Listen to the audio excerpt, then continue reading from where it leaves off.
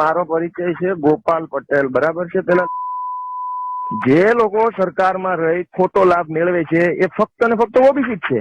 લાભ લઈ જાય છે બારોટો, ચૌધરીઓ, ઠાકોરો, રબારીઓ, કે જે લોકો બિનજરૂરી રીતે અનામતમાં છે એમને બહાર કાઢવામાં આવે. જેનામાં ક્ષમતા નથી એ માણસ જૂતી બરાબર છે, અને જૂતીઓ માથામાં પાઘડી તરીકે મૂકવી યોગ્ય વાત નથી.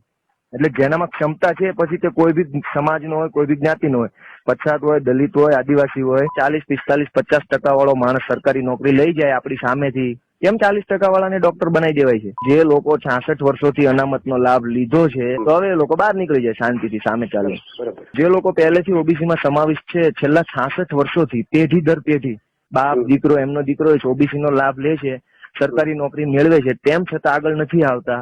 મતલબ તે લોકોને હવે ફાવી ગયું છે મફતનો લાભ લેવાનું, કેમ કે એ લોકો એવું સમજે છે કે આપણા બાપાની મિલકત છે, ઓબીસી આપણો હક છે, બર્થ રાઇટ છે. સૌરાષ્ટ્રનો કારડિયા રાજપૂત સમાજ છે એ કઈ રીતે પછાત છે ભાઈ?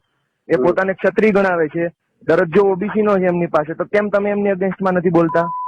સૌરાષ્ટ્રનો આહિર સમાજ છે કેટલો સદ્ધર છે તમને ખબર છે? ટ્રાન્સપોર્ટેશનના બિઝનેસમાં નંબર ફર્સ્ટ છે. કચ્છનું કેરો ગામ છે ને ત્યાં આહિર સમાજ છે, ગઢવી સમાજ છે. આ લોકો ભારતની કોઈ બેંકની શાખા ત્યાં નહીં હોય એવું નથી.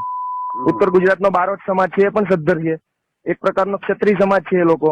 તો કેમ એમને લોકોને ઓબીસી ના લાભ આપો છો ભાઈ? આ સમાજ પોતાને સવર્ણ ગણાવે છે, લાભ ઓબીસી નો લેશે તો તમે એમના અગેન્સ્ટમાં લખો ને મોટા સાહેબ. આપણે એવો મેસેજ કરવાનો છે લોકોમાં કે પટેલોને અનામત ના મળે, અને અનામતની અંદર પહેલેથી જે લોકો ખાલી ખોટો લાભ લેવા માટે જ પડ્યા રહે છે.